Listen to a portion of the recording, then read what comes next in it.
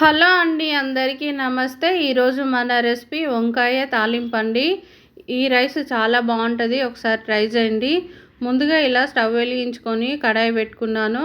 గిన్నె కొంచెం వేడైనాక అందులో 2 స్పూన్ల ఆయిల్ వేసుకొని, ఆయిల్ కూడా కొంచెం హీట్ అయినాక అందులో 1 స్పూను జీలకర్ర, కొన్ని ఆవాలు, ఒక 2 ఎండుమిర్చి కూడా వేసుకొని ఇవి మంచిగా వేగిన తర్వాత ఒక చిన్న సైజు ఆనియన్ని ఇలా చిన్న ముక్కల్లాగా కట్ చేసుకొని వేసుకోవాలి.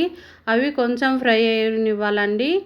తర్వాత కొంచెం కల్లెమాకు కూడా ఇలా వేసేసుకొని ఒకసారి కలుపుకుందాము.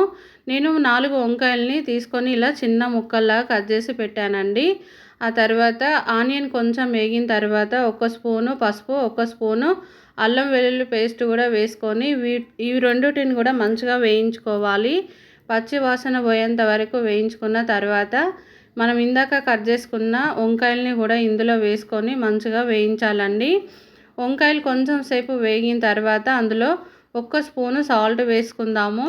సాల్ట్ వేసుకోవడం వల్ల వంకాయలు తొందరగా మగ్గుతాయండి, అందుకని సాల్ట్ వేసుకొని మూత పెట్టి కాసేపు మగ్గనివ్వాలి.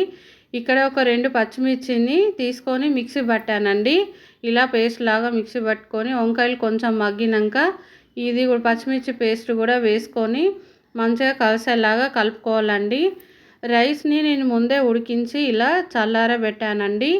నైట్ మిగిలిన అన్నంతో కూడా చేసుకోవచ్చండి. వంకాయ తాలింపు చాలా బాగుంటుంది, టేస్ట్ కూడా చాలా బాగుంటుంది. ఒకసారి ట్రై చేయండి. వంకాయలు మంచిగా మగ్గిపోయాయి. ఇప్పుడు మనం ఇందాక తీసుకున్న రైస్ని ఇందులో వేసి రైస్కి సరిపడా సాల్ట్ వేసుకొని మంచిగా ఒకసారి కలుపుకొని ఒక నిమ్మకాయని, చిన్న సైజు నిమ్మకాయని తీసుకొని ఇలా పిండుకోవాలండి. అది కూడా మంచిగా కలిపేసి ఒక 2 నిమిషాలు మూత పెట్టి మగ్గనివ్వాలి. చూసారు కదా, వంకాయ తాలింపు రెడీ అండి. మీకు నచ్చితే ఒక లైక్ వేయండి. మరొక వీడియోలో మళ్ళీ కలుద్దాం. అంతవరకు